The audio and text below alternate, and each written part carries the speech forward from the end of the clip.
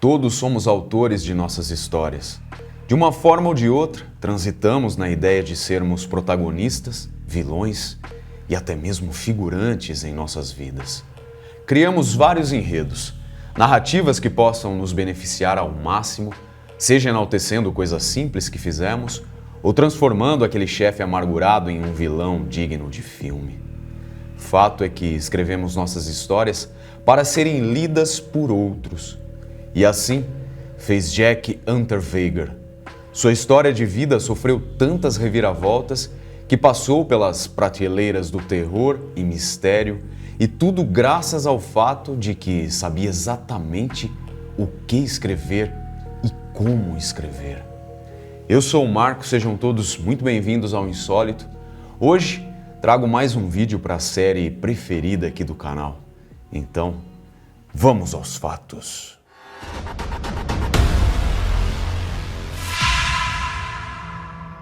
Tudo começou na cidade de Oldenburg, Áustria.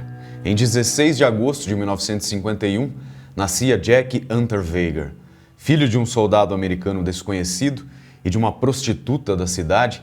Sua vida não começou nada bem. Até seus 7 anos de idade, conviveu em meio à pobreza com sua mãe e outras colegas de trabalho, por assim dizer.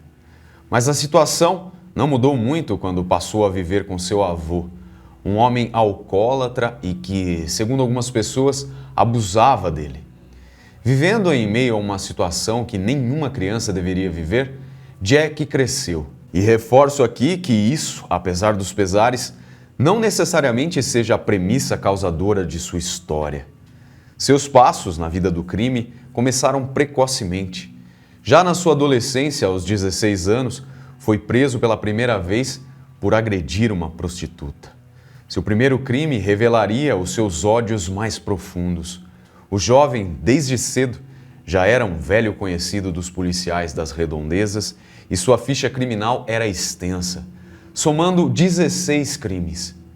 Os anos se passavam e Jack era continuamente preso por roubo, assalto e assédio. Apesar dos crimes, as penas eram brandas ou o garoto conseguia liberdade condicional, o que fazia seu retorno às ruas serem mais frequentes. Mas tudo isso mudou em 1976. Em uma localidade de sua cidade natal, em 1974, Margaret Sheffer, de 18 anos, foi declarada desaparecida. Pouco tempo depois, seu corpo foi descoberto e, após as investigações, Jack, em 1976, foi oficialmente preso e condenado pelos crimes cometidos contra a mulher. Ali, teria início sua marca macabra.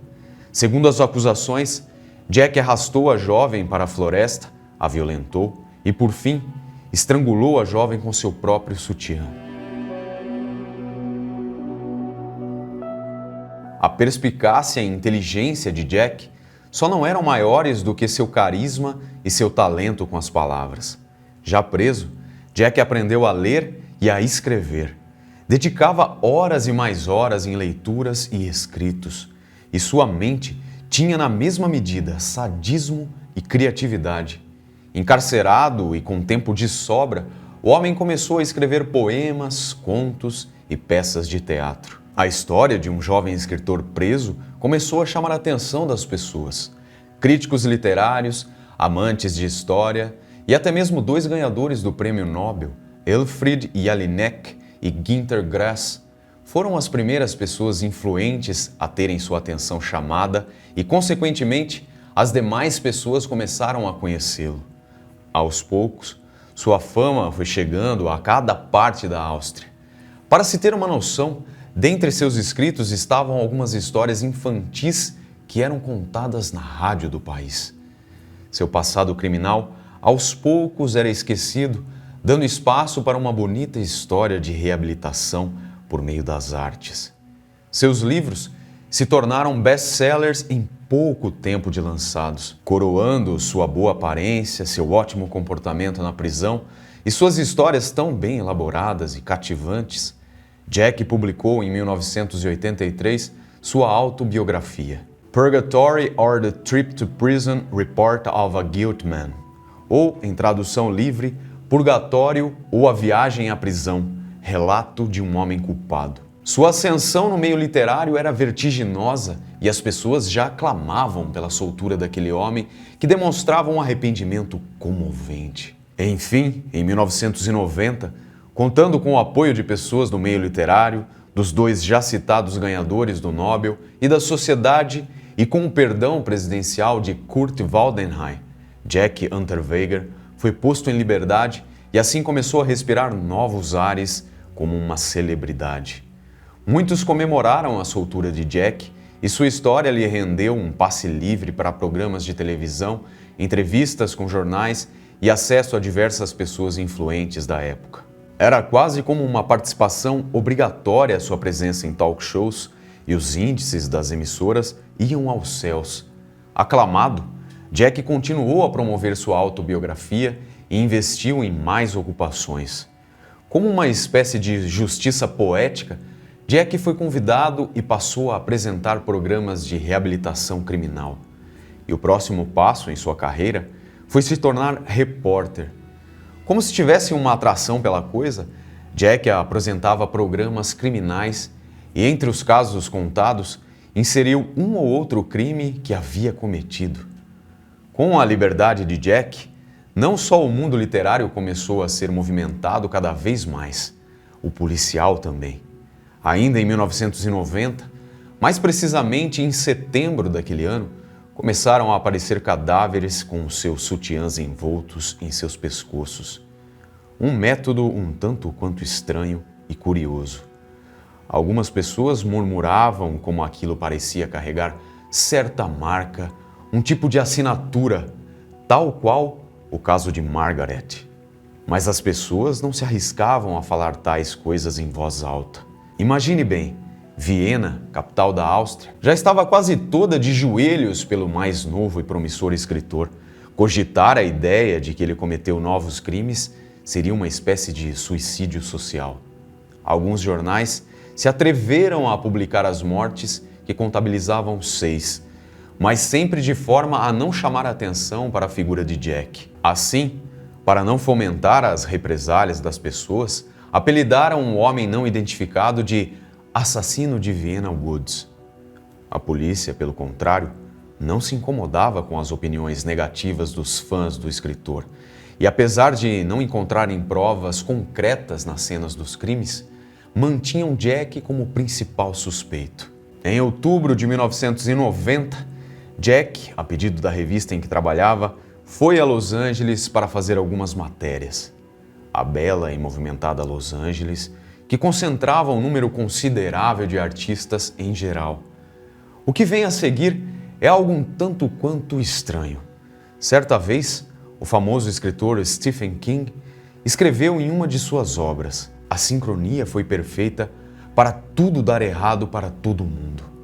E ele parecia ter descrito exatamente o futuro de Jack Unterweger e algumas infortunadas mulheres que cruzaram seu caminho. Chegando a Los Angeles, Jack precisava de um local para descansar, e a escolha não poderia ser mais macabra: o Cecil Hotel. Pois é, alguns podem não lembrar automaticamente onde é o tal hotel ou o que ele representa, mas as histórias que são contadas daquele lugar causam arrepios até nos mais céticos. O mais assombroso e emblemático caso que ocorreu no local, talvez, seja o caso de Elisa Lam, o que foi descoberto de uma forma inusitada e que sofreu uma morte ainda mais inusitada no ano de 2013. Mas, ainda na época de Jack, já pairava sobre o local uma sombra de maldade, de algo macabro. As histórias, sejam as antigas ou as mais recentes, podem comprovar o que falo. Fato é que Jack parecia arrebatar seus fãs com suas palavras, assim como deixava uma marca de sangue por onde passava. Sua presença era acompanhada por boletins policiais informando o desaparecimento ou a descoberta de corpos de mulheres com seus sutiãs um pouco acima do lugar em que deveriam estar. Durante sua estadia no Cecil Hotel, foram contabilizados 3 cadáveres de prostitutas com a assinatura do assassino: Shannon Exley, Irene Rodrigues e Peggy Jean Booth. Foram encontradas mortas com seus respectivos sutiãs amarrados em seus pescoços e com sinais de terem sido violentadas. Apesar do apreço da sociedade pelo homem, a polícia seguia uma linha de investigação que considerava a autoria de Jack nos crimes ou de um fã tão sanguinário quanto o homem. O nó, tanto no caso Margaret, no qual o escritor foi condenado, quanto no das 6 outras vítimas, eram exatamente parecidos. Podia-se dizer que quase idênticos. Ocorre que, enquanto Jack aproveitava seus momentos de glória em Los Angeles, a polícia austríaca se empenhava em esclarecer as mortes.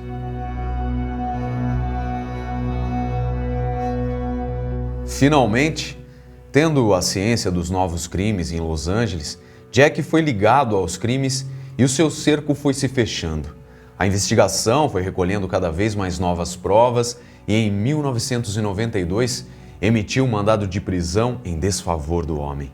Em fevereiro de 1992, sendo procurado internacionalmente, Jack foi preso na Flórida, nos Estados Unidos. Seus momentos de glória estavam cada vez mais sendo sufocados pela polícia e sua extradição foi feita em maio do mesmo ano. Já na sua terra natal, Jack foi indiciado pelos crimes cometidos em seu país natal, totalizando 6 vítimas. O processo se arrastou por longos 2 anos, mas em junho de 1994, Jack foi condenado por todos eles. Havia rumores de que outros crimes deveriam ser somados à sua condenação, mas não existiam provas que pudessem atribuir ao homem a autoria deles. Durante o julgamento, Hunter Veigar foi diagnosticado com um transtorno de personalidade narcisista. E os sintomas desse transtorno caem como uma luva para Jack. Sua necessidade excessiva de admiração, o desrespeito pelos sentimentos dos outros e o carisma sendo reforçado a todo momento, a fim, claro, de angariar mais e mais pessoas como seus súditos, eram características no homem. Por fim, foi considerado que seu comportamento exemplar servia para um único e exclusivo fim: se apresentar como alguém bom o suficiente para receber a atenção dos outros. Além disso, como os crimes contra prostitutas na época eram mínimos, seu desejo por ferir tais mulheres foi considerado um clássico indício de ódio nutrido pelo seu passado com a mãe. E aqui nesse momento, enquanto eu estava estudando o roteiro aqui desse caso, eu até lembrei do grande Ricardo Ventura, do Não Minta Pra Mim. Psicopata nasce psicopata e pronto. Enfim, né? Apesar de ter passado longos anos cercado por paredes de concreto, grades e agentes carcerários, em um ato que posteriormente foi enaltecido por aqueles poucos que lhe apoiavam, Jack se suicidou. No dia 29 de junho de 1994, Jack Hunter Veigar, um artista nato, pôs fim à sua vida e assim fez de seu fim sua última obra. O corpo do homem foi removido de sua cela e o nó era coincidentemente igual aos que ele dava no sutiã de suas vítimas. Cada um é responsável por escrever sua própria história. Podemos assumir o papel de vítima, de predador, ou simplesmente de cidadãos comuns que apenas almejam conseguir sobreviver nesse mundo caótico que é regido pelo bem e mal encarnados. Quase todos acreditaram que as palavras de Jack foram capazes de redimir sua alma e retirar de sua mente aquelas ideias sanguinárias e horrendas. Mas o povo estava enganado, extremamente enganado.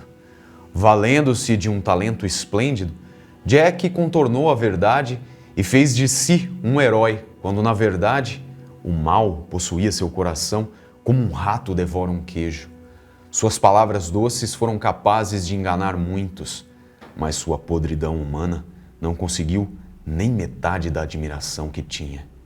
As páginas de seus livros estão cobertas de sangue e seus olhos liam as palavras assim como observavam os corpos de suas vítimas. As mesmas mãos que escreveram suas histórias foram as que transformaram mulheres em cadáveres.